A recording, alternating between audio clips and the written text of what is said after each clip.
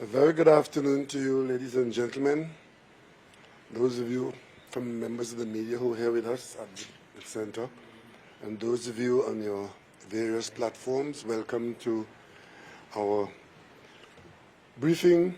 We haven't been here for a while, but today is another day when we attract your attention and we will report on where we are with respect to our response to COVID. So without any further ado, I'd like to ask Dr. Parasram to lead his team, bringing us up to date on the situation in Trinidad and Tobago.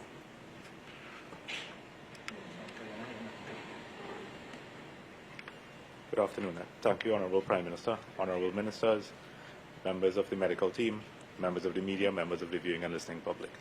So we'll begin with the update as of 25th of March 2022.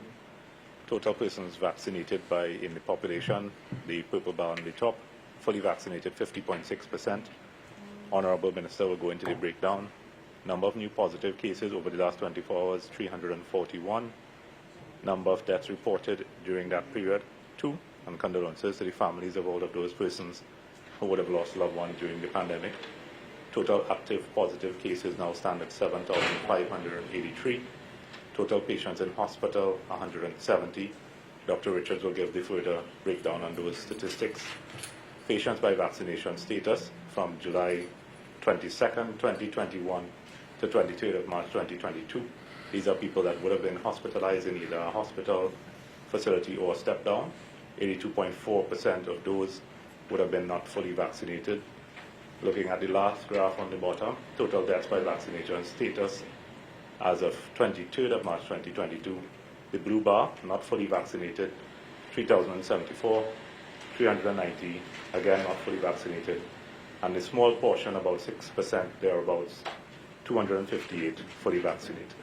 So we'll ask Dr. Hines to go into the EPI update, followed by Dr. Richards.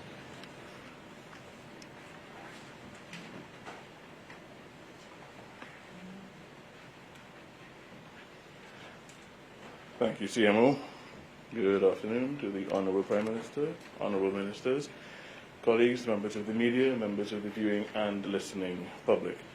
The epidemiologic update, utilizing the same data point, March 25th, 2022, is as follows. If we look at our now quite familiar epi curve, we see that the bars over to the right-hand side of this curve, the green, blue, and brown or orange, depending on how it looks on your screen, bars representing January, February, and March respectively have shown a progressive decline in their heights, representing a progressive decline in the numbers of cases that were presenting and diagnosed on each of the days in each of those months. Rolling average, that dotted line running through the graph, has declined in tandem with the heights of those bars. So we can see that we are having that downward trend that we are hoping to continue. And if we look at that same information at the weekly time scale, we see something similar. Over to the right-hand side, where the bars now represent a week's worth of data, January's bars are taller than February, February taller than March, downward trend continuing for about the last 5 weeks or so. And looking at the background, the salmon section, which represents positivity, we do see that the positivity, the percentage of individuals coming forward with symptoms being tested for COVID-19 and testing positive, has fallen, and that percentage has fallen from somewhere around 76 at its height down to about 32-33% at this point in time. Now, this information is represented in a tabular format here, where we're looking at the changes from one completed epi week to the next, and the last completed epi week being epi week 11, we see that that ended 20% below the total for epi week 10.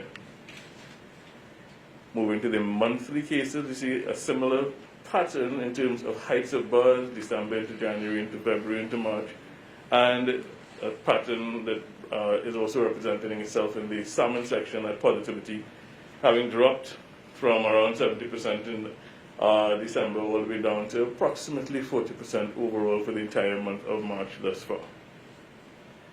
If we look at the distribution of cases that we've always been describing as the pyramid, the population pyramid for the positives, we see that we have just about 50-50 in the male-female distribution. To be precise, 51.5% female, 48.5% male.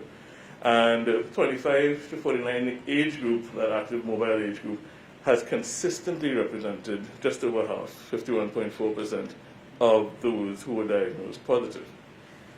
In contrast, when we look at the fatalities, we see a slightly different pattern where the male-female ratio is about 57 or 58% to 42. And the age group distribution is different. Older age groups being more frequently represented, those over 60 being about 2/3 of the total population of fatalities. And we also note something that's not visible here. One, that we have higher incidence of individuals with comorbidities represented among those who have passed. And two, those who were vaccinated were protected. So those who were vaccinated had lower risks of death as opposed to those who were not.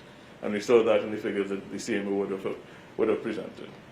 And that really brings us to the end of a very brief epidemiologic update. I'll turn you over to Dr. Abdul Richards for the hospital update.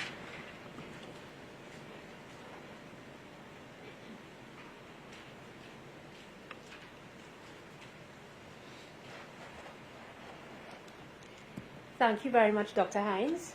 Good afternoon to the Honourable Prime Minister, the Honourable Minister of Health, and the Honourable Minister of Energy and Energy Industries, and the Office of the Prime Minister. To the Health team, good afternoon. Good afternoon to all members of the media and to the viewing and listening population of Trinidad and Tobago.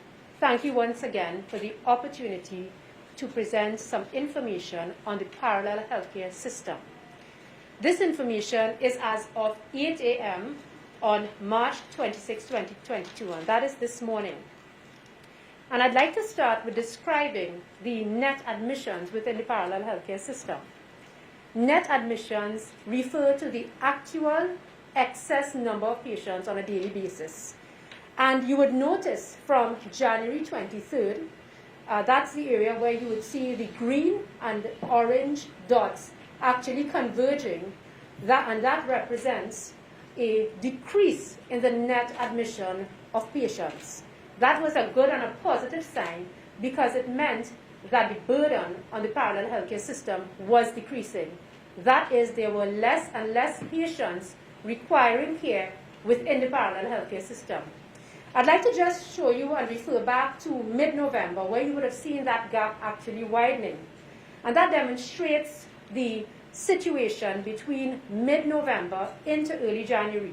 And that wide gap is in stark contrast to the tightening gap and the narrow gap that we would have noticed coming from January 23rd to present, which is just over 2 months now. In summary, ladies and gentlemen, the parallel healthcare system has now seen less patients on a daily basis being admitted for medical treatment. And that can be translated into a progressively decreasing burden on the system. Indeed, a positive and a reassuring sign. And this graph and slide just demonstrates the impact on a weekly basis. And you would notice that from about week 3, the blue bars show basically a very low number of patients who are in excess or excess admissions into the system.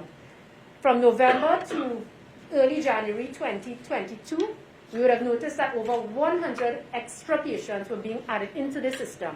And so the burden was high. So yet again, a positive trend that has been noted from February, the end of January, to present.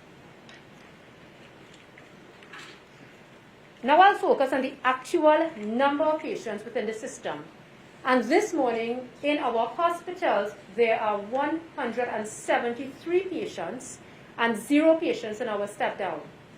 And for the first time since April of last year, we have 0 patients in step-down facilities. And this trend has been consistent over the past 10 days or so.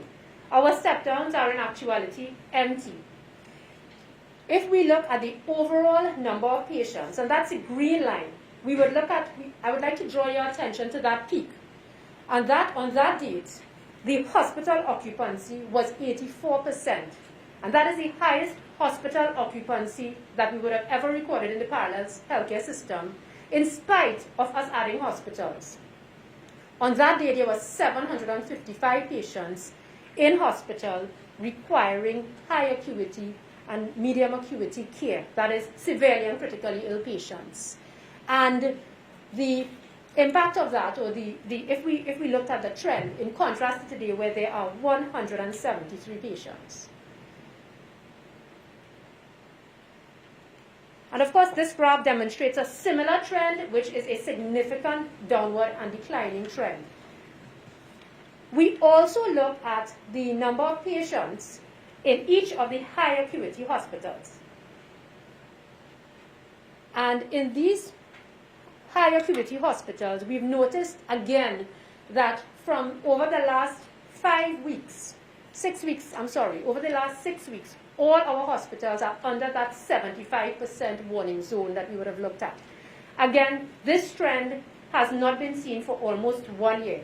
It means that our hospitals that require significant resources that we would have spoken about are half empty or less empty. The Cuba Medical and Multi-Training Facility, which manages our severely and critically ill patients, is actually at 23% occupancy this morning. So only 2 out of 10 beds at that hospital are currently occupied. By level of care, you would have heard us speak consistently about the ICU levels of care and the demand for intensive care unit beds in our hospitals and in the accident and emergency departments. Today, I am pleased to report that the ICU occupancy is 26%. That is 21 out of 80 beds in the system are currently filled. In the accident and emergency department, there are no patients requiring ICU care. The overall occupancy is 22%. That is the 173 patients. So we've moved from a situation in December where 8 out of 10 beds were filled to now 2 out of 10 beds being filled. We have also paid emphasis on the accident and emergency departments. Those are 10 A&E departments across Trinidad and Tobago that patients will first be admitted to, examined, and then transferred. Again, on December 15th, a maximum of 215 patients. And on December 23rd, that day of 84% occupancy, there were 168 patients. Today, we are noticing 28 patients with a consistent decline from the mid to late January period. The ambulance indices as well, only 11% of the overall ambulance system is currently being dedicated and being used for COVID-19 transport systems. The reality, ladies and gentlemen, is that the situation in the parallel healthcare system is in stark contrast at this point as compared to November to December. On one date in November, we were managing 923 patients across the 16 facilities in the system and the 10 accident and emergency departments. On that date, we recall that there was 1 ICU bed left in the country, and we were trying our utmost best to ensure that all patients received the standard of care required for COVID-19. Today, we have 173 patients across our hospitals, 0 patients in our step-down facilities, and 28 patients in our 10 accident and emergency departments. The reality, ladies and gentlemen, yet again, is that we are in a much more positive situation and a reassuring circumstances as compared to last year, between October 17th and January 22nd or so.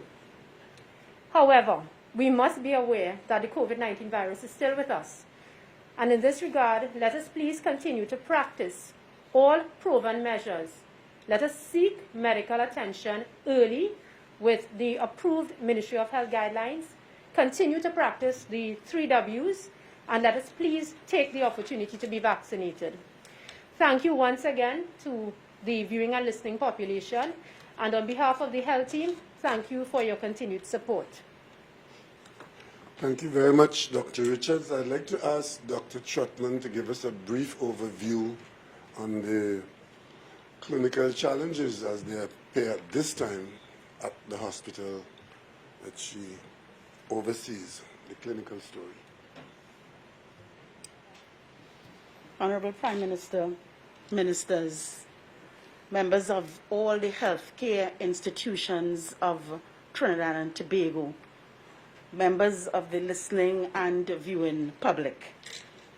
As Dr. Richards and Dr. Hines and the CMO, Dr. Pasram, would have painted the picture, it is indeed a situation where we are seeing less patients, but, and that's a big but, those patients still represent and reflect mainly unvaccinated patients.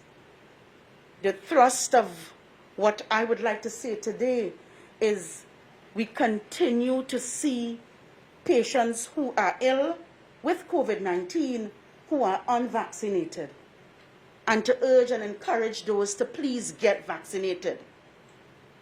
Even when vaccinated, wear your mask, distance, and wash your hands. Patients who are coming into the hospital are those who are ill enough because they need support, whether it be oxygen, antibiotics, etc., that has to be provided within the hospital setting. And so those patients are seeking medical care. Of note is those patients are still coming relatively late. So if it is that you are ill, you should present yourself to be investigated. We also urge you to continue to make sure that your underlying health situation is in as the best situation as possible.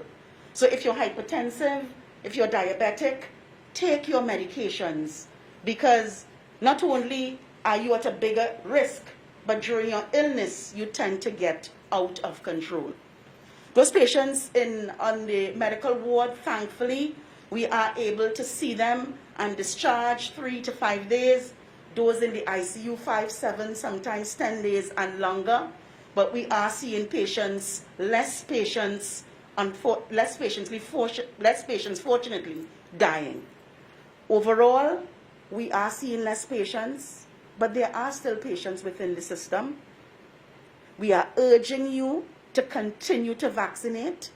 Encourage someone that you know to vaccinate, to practice your 3 W's at all times. We've had a lot of instruction, and I thank all, because as a team and as a group, we are here in this situation because of everyone's cooperation. We couldn't do it without those who would have been vaccinated. We couldn't do it without those who were washing their hands, wearing their masks, and watching your distance. We want you to continue to do that, even more so than normal, because with this particular strain, you may be infected and not know, and you can still transmit. Please practice your 3 W's and vaccinate and take your booster when it's indicated. I thank you. Thank you very much, Drs. Hines, Parasram, Richards, and Trotman. Fellow citizens, we are at this time just about 2 years into the pandemic of the 21st century. There are some undisputed facts. Fact number 1 is that we are still in that pandemic. Fact number 2, this time at mid-March of 2022, we have been fighting this threat, winning most of the wars, losing some, for 2 years. I want to say to the population that we are in a much better place today than we were at Christmas last year.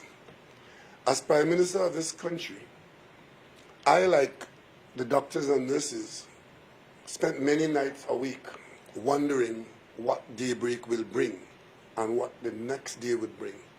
Because there were times during this pandemic where the mutation was such that human beings were not sure what our survival rate and ratio would have been.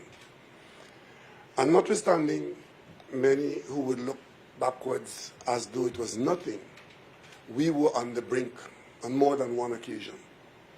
I remember December 23rd last year, when the projections and the curves showed that we would be accelerating upwards to possibly 100 or more persons dying per day.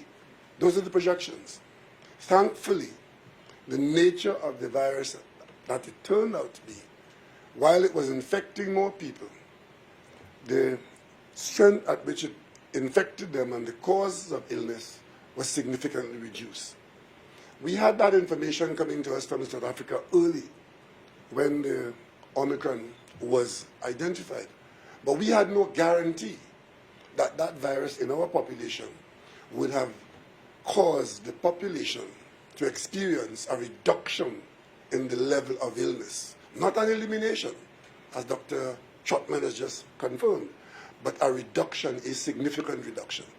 So it being such where late December, we were at the stage where, as the doctor just told us, we had one IC bed left.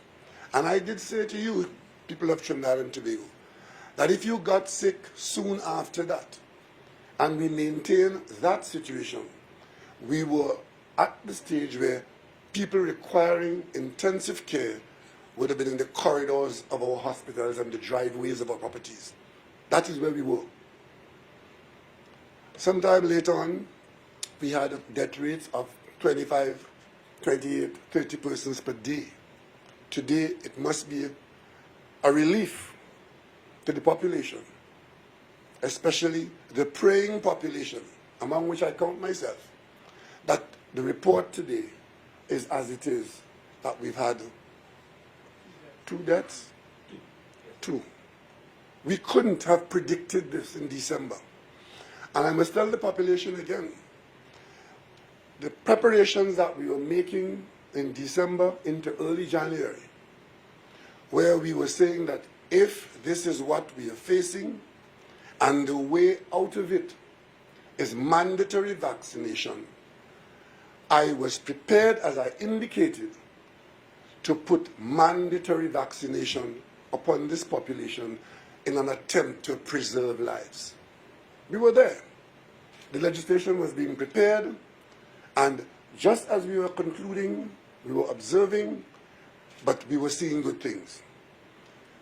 By late January, what we were seeing was a reduction in the intensity, and even though we were having days of high infection levels, we were seeing a reduction in the requirement for hospital care. Because from day one, we always maintained that our success or failure in handling this pandemic will depend on whether we are able to provide adequate hospital care to those persons who need it.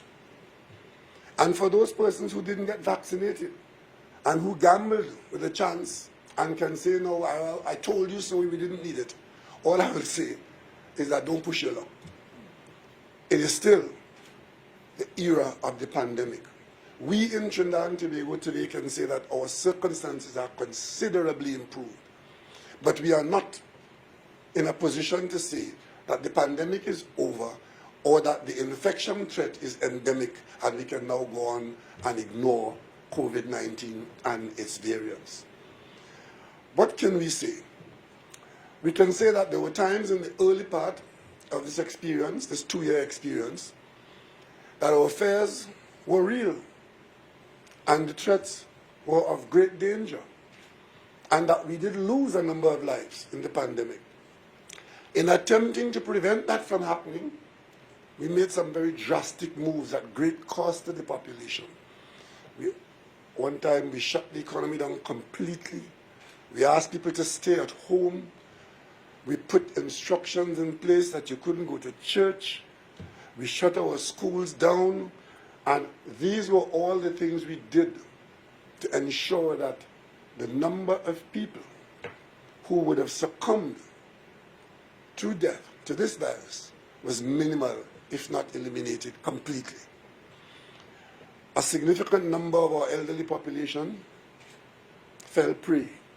A significant number of our not so elderly population. But thankfully, our children escaped the worst of it.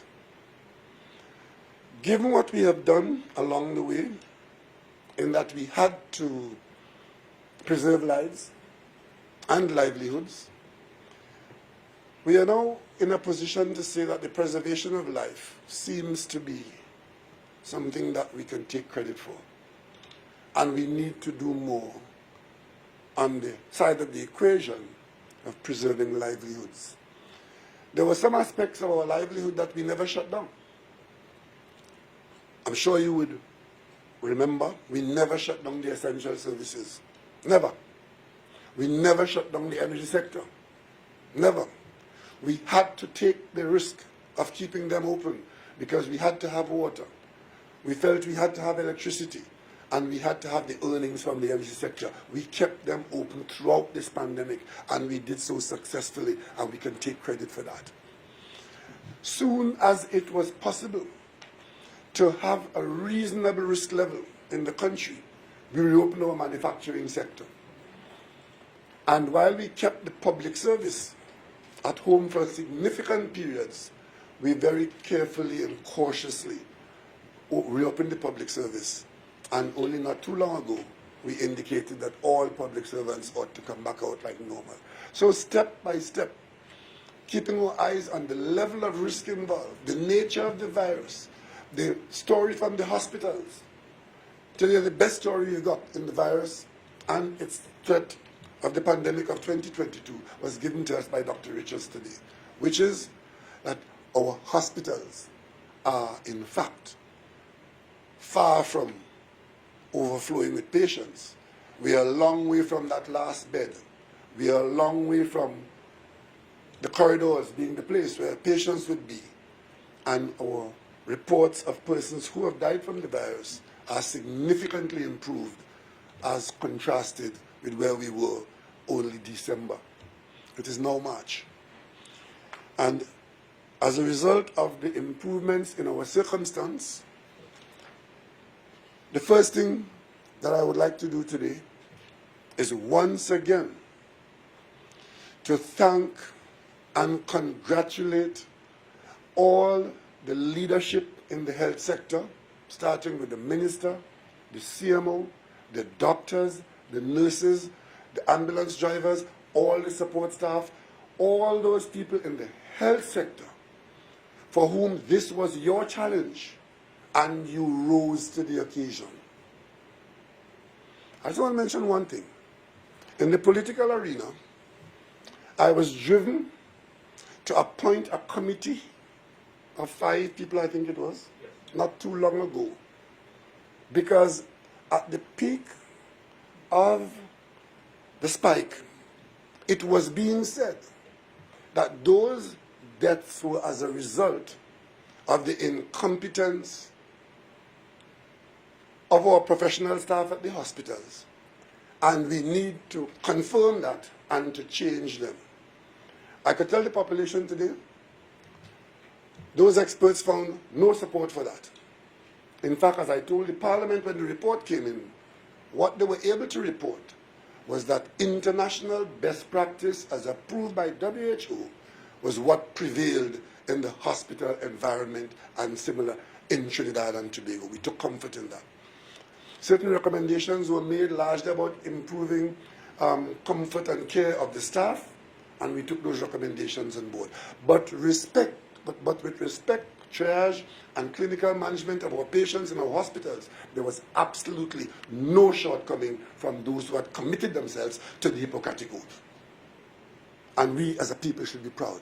I could tell you, last year, very early in the dangerous phase of the pandemic, the most dangerous phase, I should say, in talking to hospitals and professionals abroad and comparing notes with them, I was asked on more than one occasion when I reported the nature and quality of the staff that we had in Trinidad and Tobago and where they were located in our health system. And frequently I was asked the question, where did you find those people? And I with pride told them they were already within the health system of Trinidad and Tobago. All the way up to gene sequencing at UWI, this country rose to the occasion in this pandemic. And while the pandemic is not yet over, we can begin to think that it might be over soon, and we can look back at this period when we were threatened by our very lives being lost, and what some people would have called the worst health system in the world, the worst health caregivers in the world, the collapsed health system in the world. It came to our rescue. And today, I can tell you in international journals where it is being written and where the boxes can be ticked as to where we were and what was required of a nation, you will find that Trinidad and Tobago has a high passing grade with respect to how we manage COVID-19 and continue so to do. But ladies and gentlemen, boys and girls, we are still in a pandemic. But the response now that is required is not the same response that was required in the middle of last year, September last year, or December of last year. Thankfully, the response that is required now is one that we could say, while we are still required to keep washing our hands, as we were taught in primary school many, many years ago, to keep away from mixing with large crowds if we can avoid it, to get vaccinated so as to induce some immunity. All those requirements in cognizance of the fact that there's a virus that can spread from person to person. We wear that mask and we are doing what is required. And today, I can tell you I met with the health team as I promised. On Tuesday night I did say I was going to meet with our team.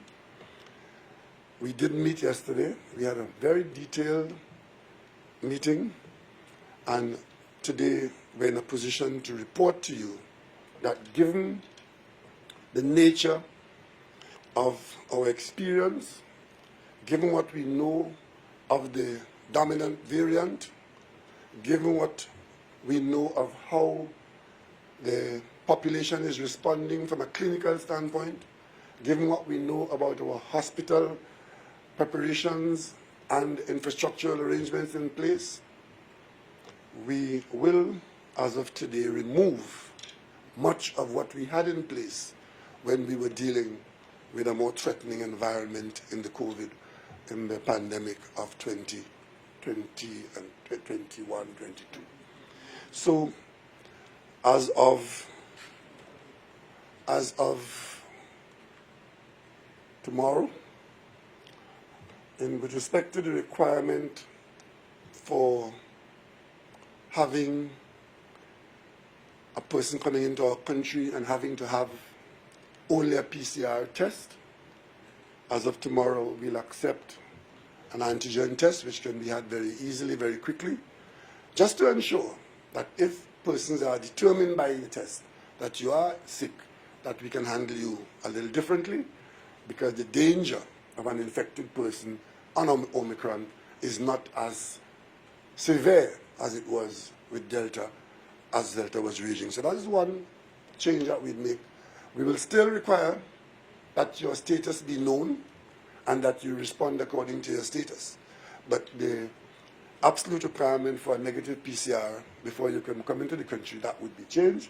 The Attorney General will make the necessary arrangement. And of course, the travel pass would remain for a little while just to make sure we can manage that. I anticipate that very soon we would be able to lift this as well. Most importantly, when we were in the middle of high levels of risk and we thought, how could we have some livelihood while preserving life, we came up with a system of minimizing exposures of persons and determining who was vaccinated and who was not. We are in a position now to do away with all of that. We can do away with the safe zone operations, and we will be required now to continue to wear the face mask in a public place, except if you are on a sporting field, if you are in an environment where you're engaging in physical sporting activity, that would be optional, but there would not be a legal requirement to have your mask on. But other than that, in a public place, like in public transport or in a public place, for the time being, we'll continue to keep the mask on, and we will remove the requirements, all restrictions that existed on going to rivers and beaches and so on, they'll be removed completely. And that will come into effect on the 4th of April. That's Monday coming.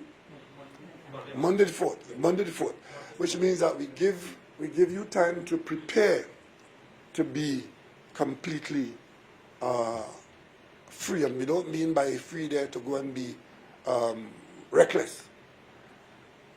Trinidad and Tobago is moving very quickly to a situation where the COVID restrictions in totality will be removed. So the antigen test arrangements will come into effect tomorrow, and the other, that's easy to do administratively, but the other things that we are removing, all other restrictions, meaning that vaccinated and unvaccinated people and safe zone arrangements, all of that will go, and we now, as a population of 1.3 or 4 million, we are operating on the basis that we did vaccinate, 7,500,000?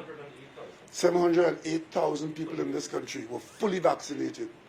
And there were a few who took one shot and didn't come back. But of course, there were those who didn't come at all. And there were many people who were naturally infected and only discovered they had the virus if they had to have a test. And many people who didn't have a test, they got natural immunity by being exposed. And we anticipate that that would be in the order of about 300,000 people or thereabouts. So we could say that in our population, there are about 1 million people who would have been exposed to the virus in a way that their body would have responded. So we are a different population today than the population that existed in March 2020. Completely different. And that is why we could now take these, I don't want to say risks, and I don't want to say liberties. We can take these appreciations of not being restricted by the actions that we took to respond when we were a different population and when the viral variant was different and far more dangerous. So we will put out a complete list of what, in fact, what we'll do is simply say what is required to be done, and if you didn't hear it as something to be done, then you know what was there before would have gone, right? And there's no limit to public gatherings. You may recall there was a time when there were 5 people. I myself experienced having to go to my brother's funeral, and there were only, 5 people allowed in the church. And later on, with 10 people and then 25 people. Today, that restriction is completely removed, right? And it would give, and that's from the 4th of April, from the 4th of April. So what is in place now stays in place until that weekend, and we start that. So you can prepare to do that, and now you know it's going to happen, and we expect that we will behave responsibly, because I must tell you, even as we are doing this now, coming from where we came from, there are 1 or 2 countries now that are experiencing severe outbreaks of COVID-19 and are required to respond. And there are also mutations still taking place with COVID-19 variants. Fortunately, so far, none of them have posed a threat to negatively change where we are. But given the biology of these things, it is not impossible that there could be a mutant sometime in the not too distant future, which could change all of this.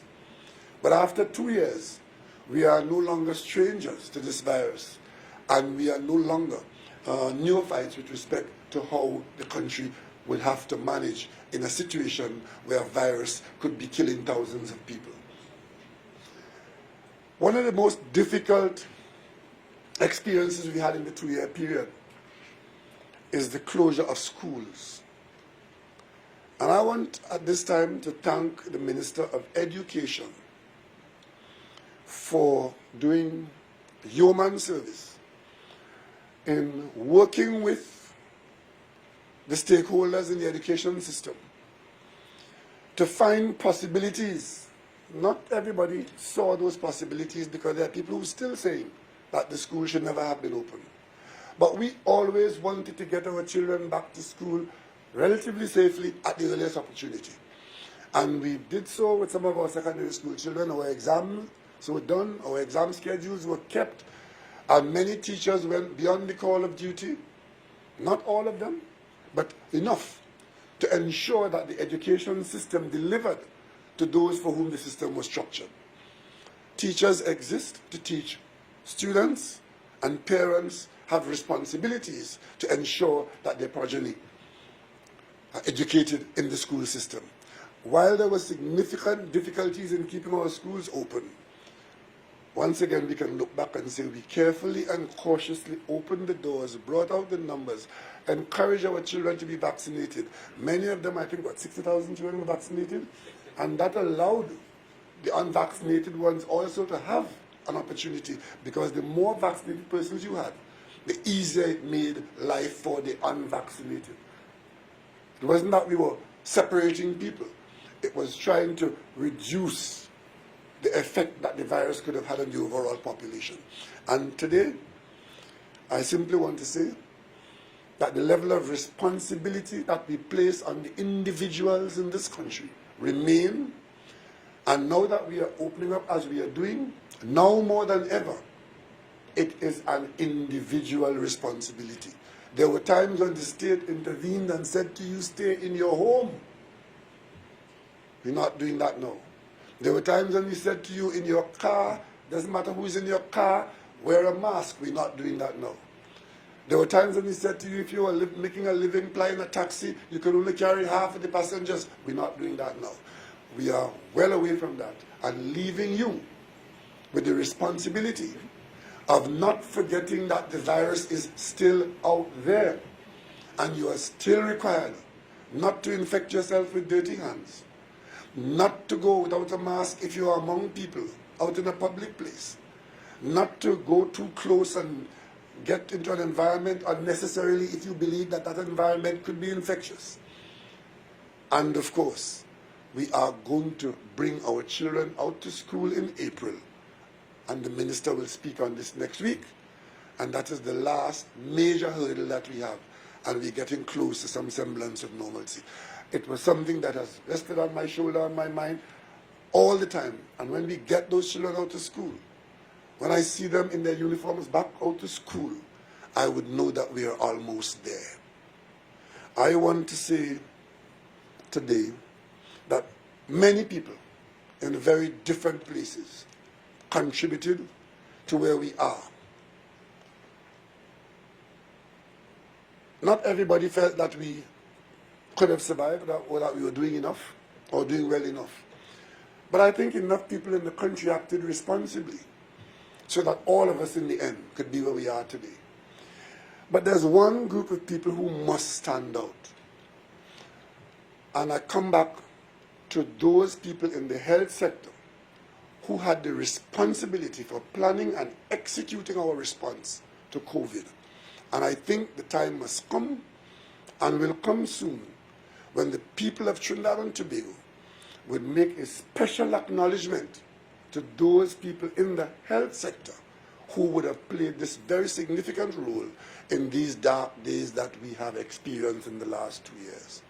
And when we do that, I simply want to say to the rest of us, whether you were in the cabinet, whether you were in the essential services, whether you were in the energy sector, it would not be good form to say, well, I too contributed, so therefore I too must get something.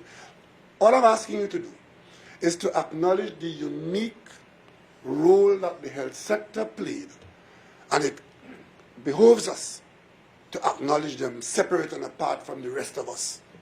And very soon, this matter will go before the cabinet, and we will say to the country and ask the country to join us in thanking, even as they continue to provide us with that care and attention as the pandemic continues across the world. We look forward to the day when the WHO will see it fit to say to all of us worldwide that it is no longer a pandemic and we are into a different phase. That would be a joyous day. And I tell this country that the day WHO says that to us, there will be a great Thanksgiving in Trinidad and Tobago. When that will be, we don't know. But these are the plans that we will make as a grateful people under God, as it says in our Constitution. So if you have any questions, we will take them now.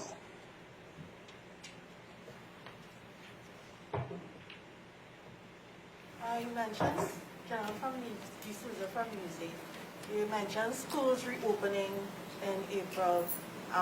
We see we could possibly have a gift of 40,000 vaccines for the 5 to 11.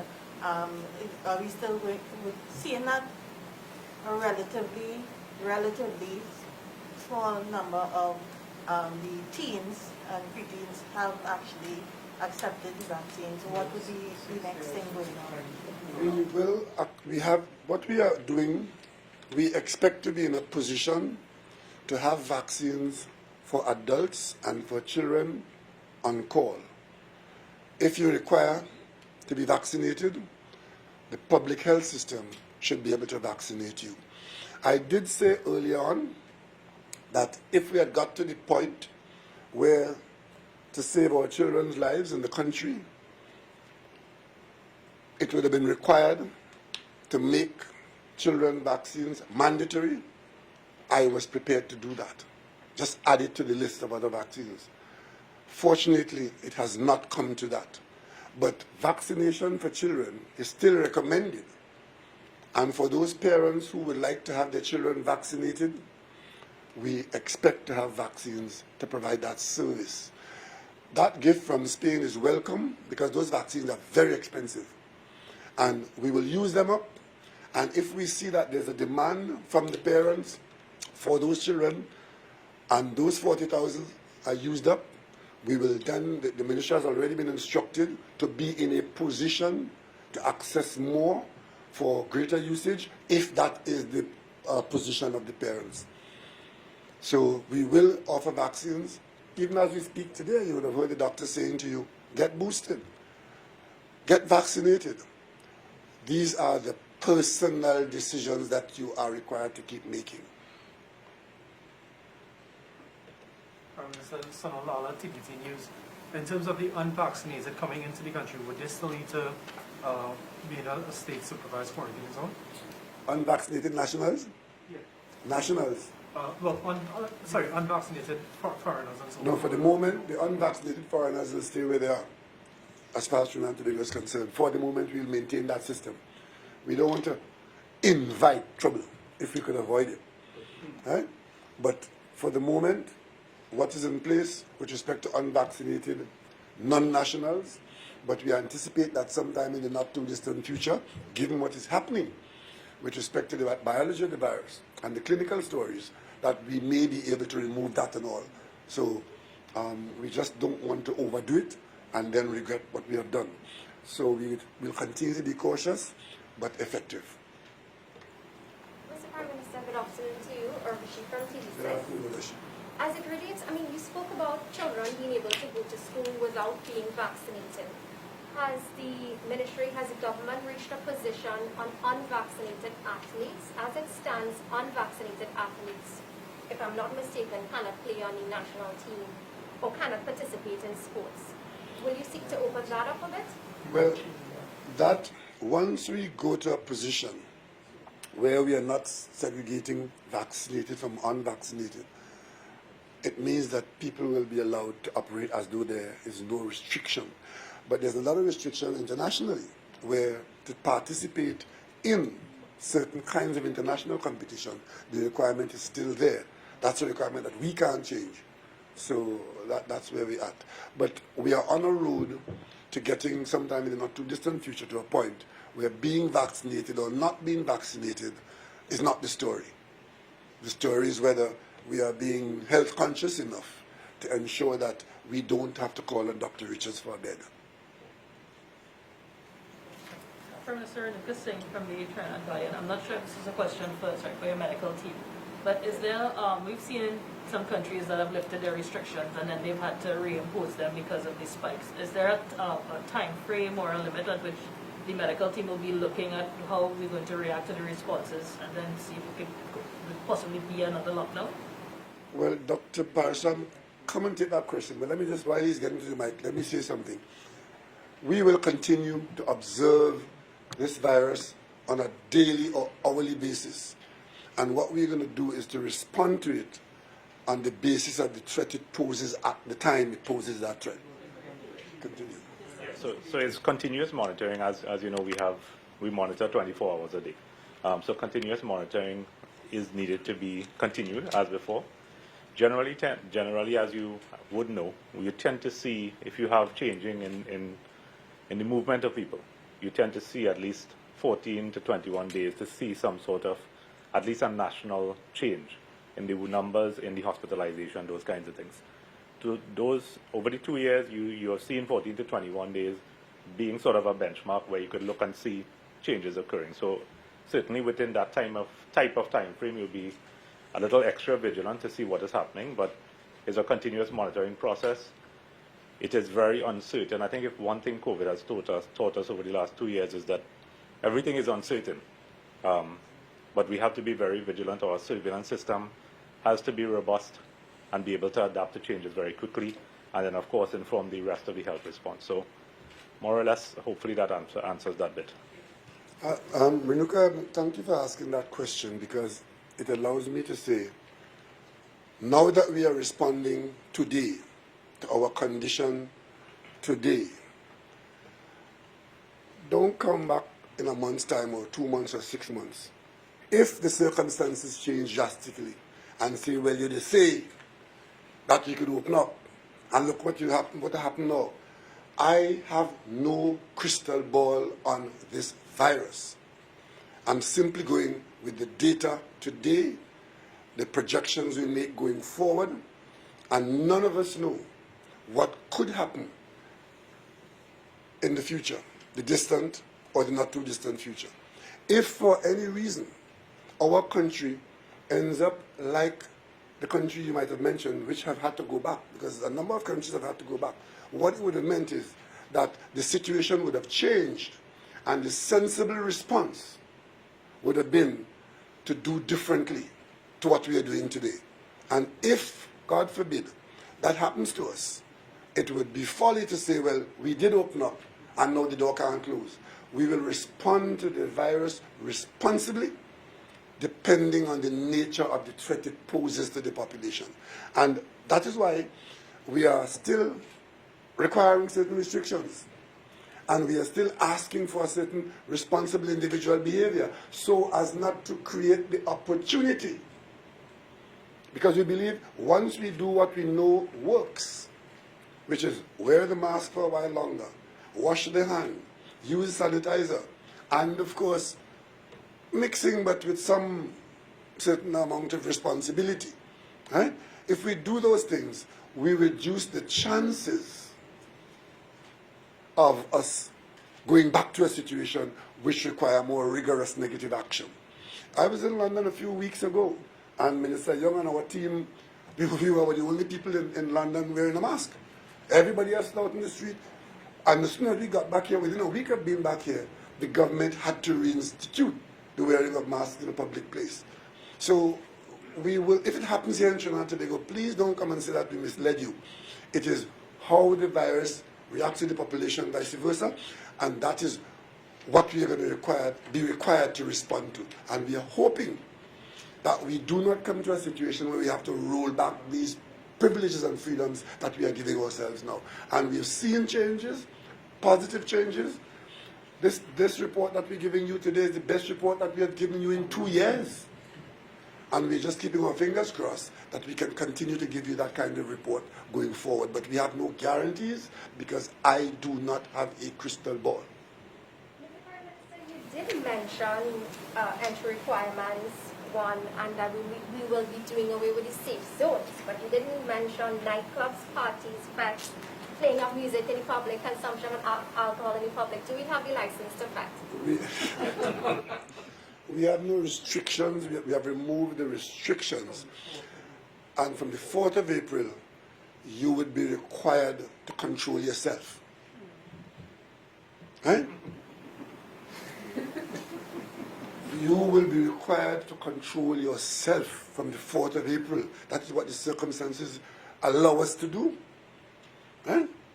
So the government will not be out there with policemen saying, turn off the music, get out the party. And that would be a huge normalization.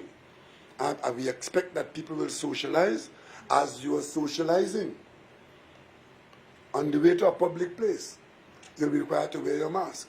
We have not restricted the number of you who can meet together.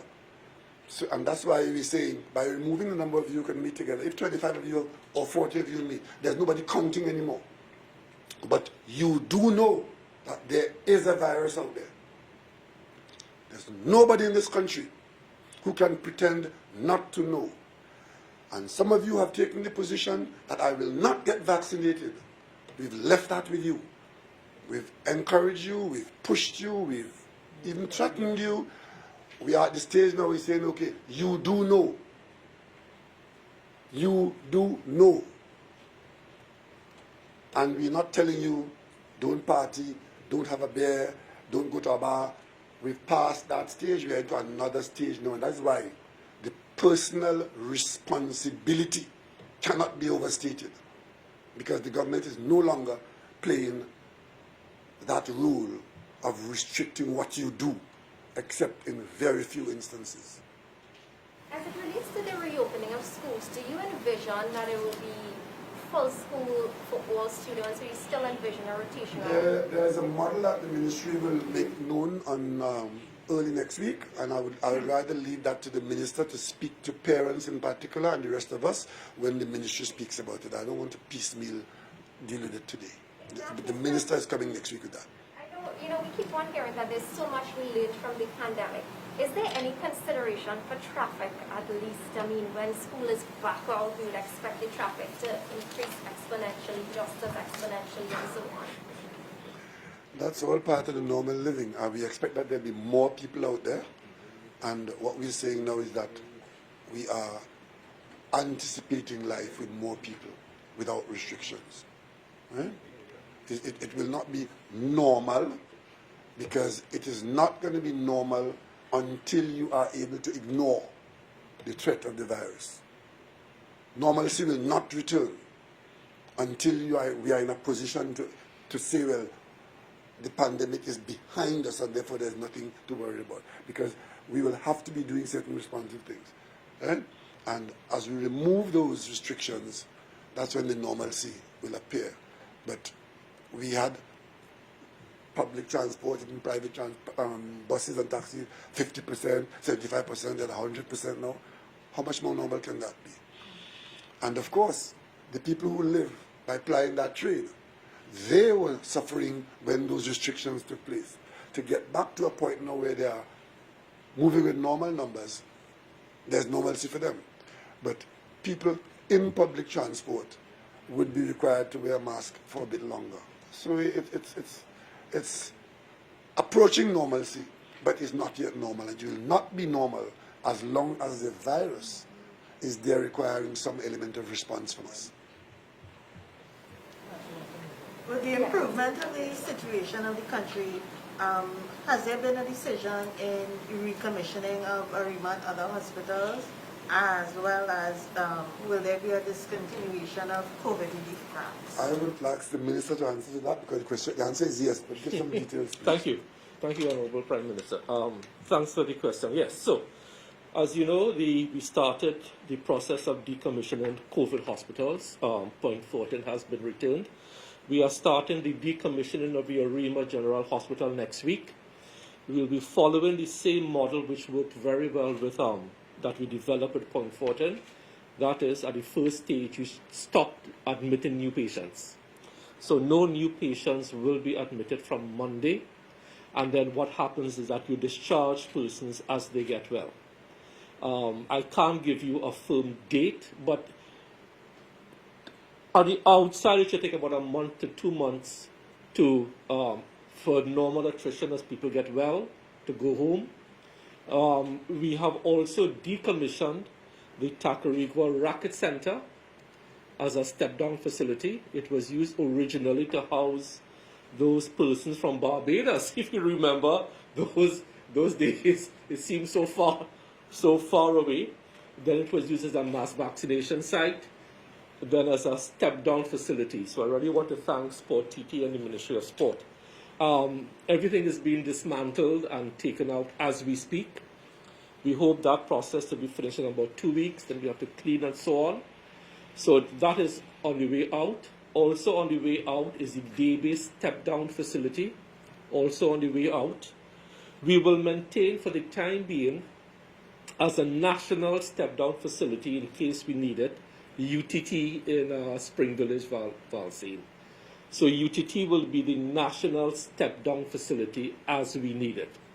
We will also maintain the St. James Hospital.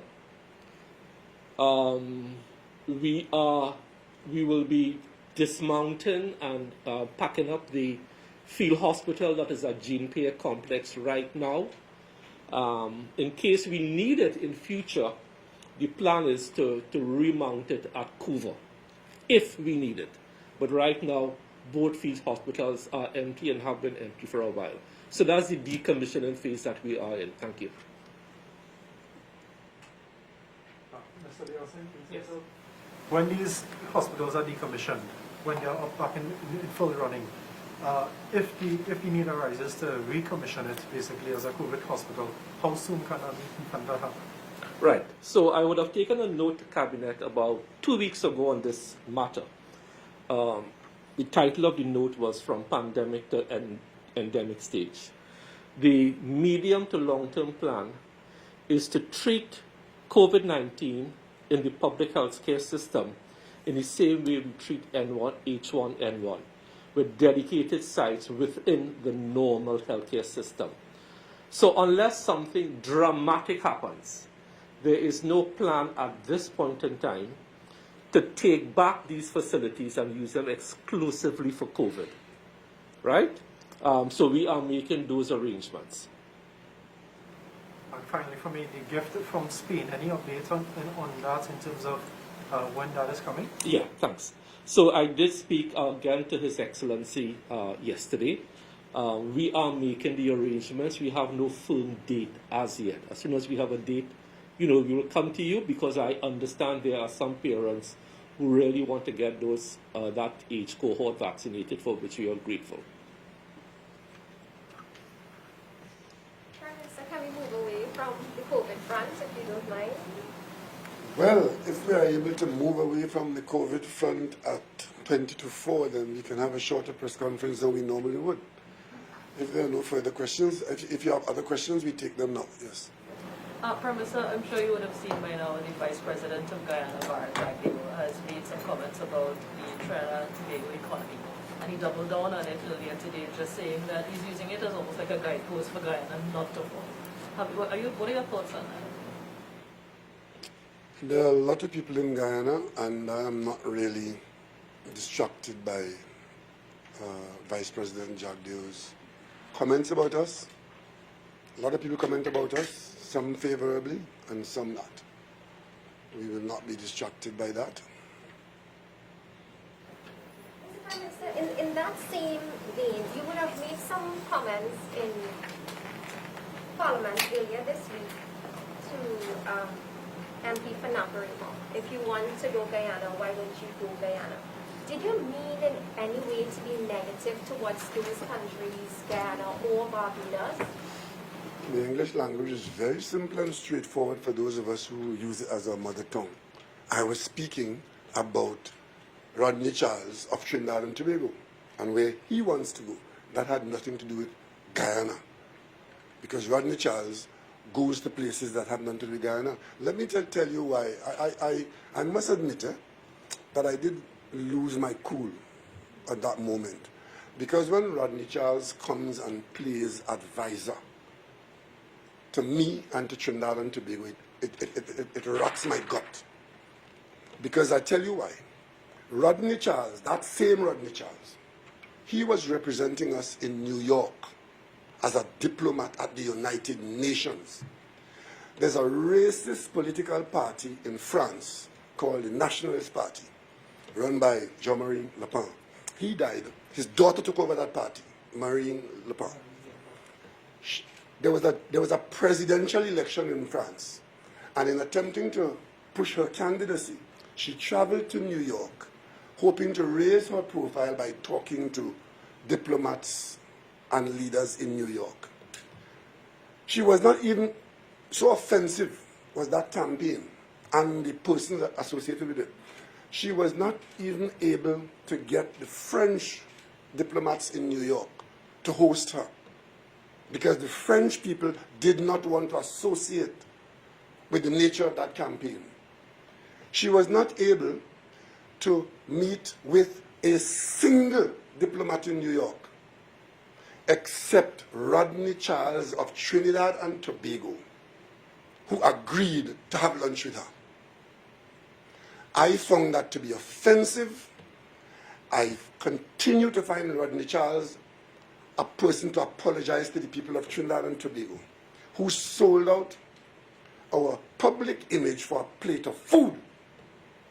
And to come now in the parliament, behaving the way he is behaving, and seeking to stoke division between Trinidad and Tobago and Guyana and Barbados and whoever else, it is just provoking.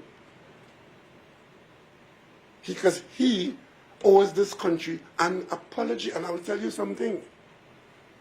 Talking to me about being friendly with Granger, and that is the reason why I am not associating with the politics of Guyana.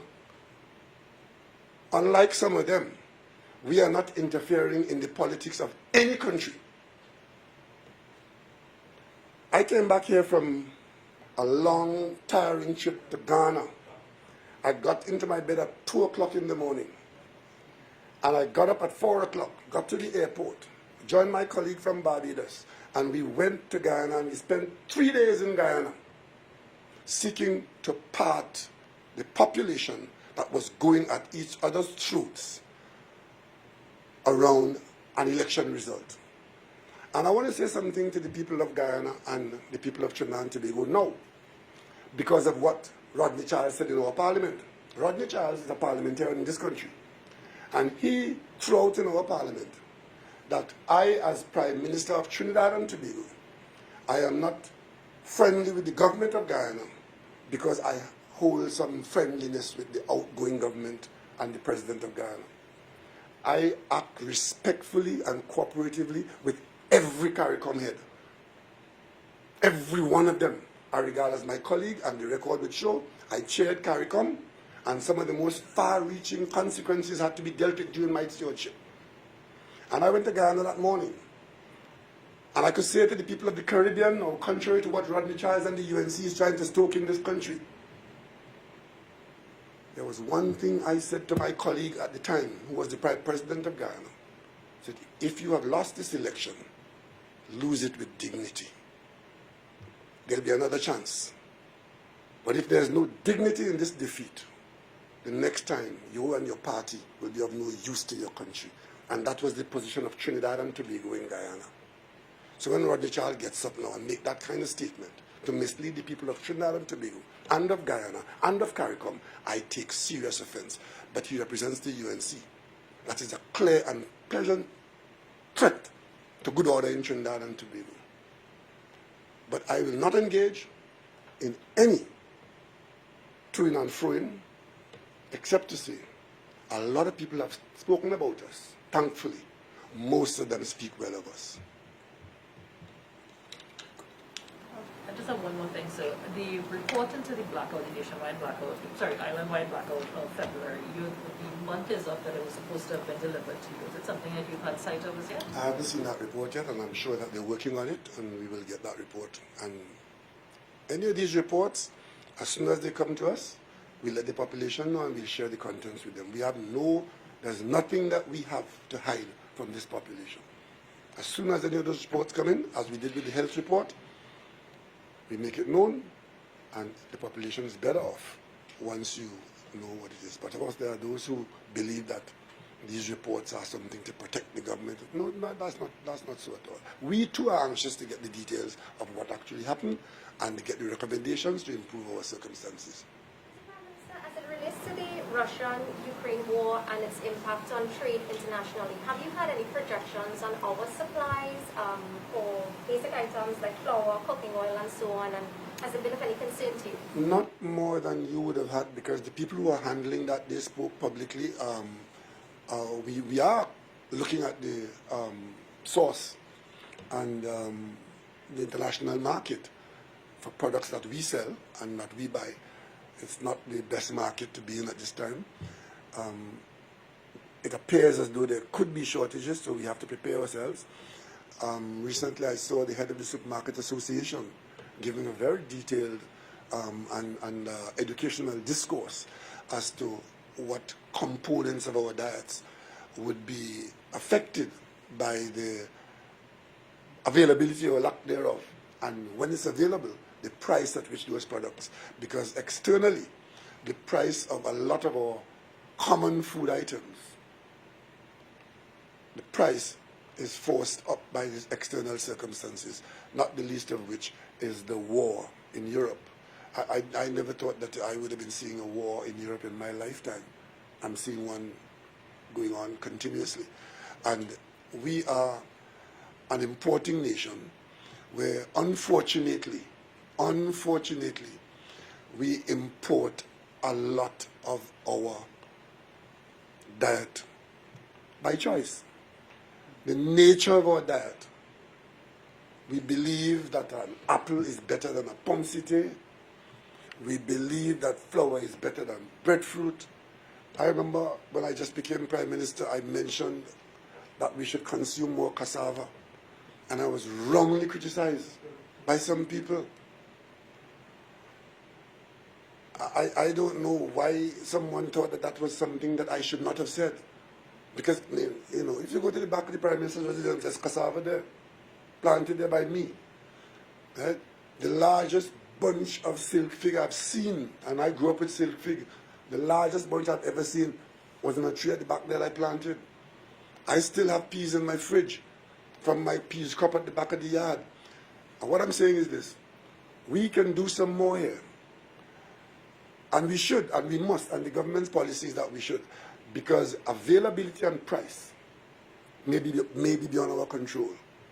And it's not going to change by saying the government this and the government that. Some of these things are well beyond the reach or the influence of the government. Oils and fats and flour and grain and animal feed. You eat a lot of chicken. But the chicken that we eat here, they're raised on imported feed. So these are the links we need to know. And those people who misinform the population, they don't help you, you know. They put you in a position to want to blame somebody. But you'd be better off if you understand it. Then you might know that there are some things that you might be able to do to ameliorate the effects of these things upon you and your family.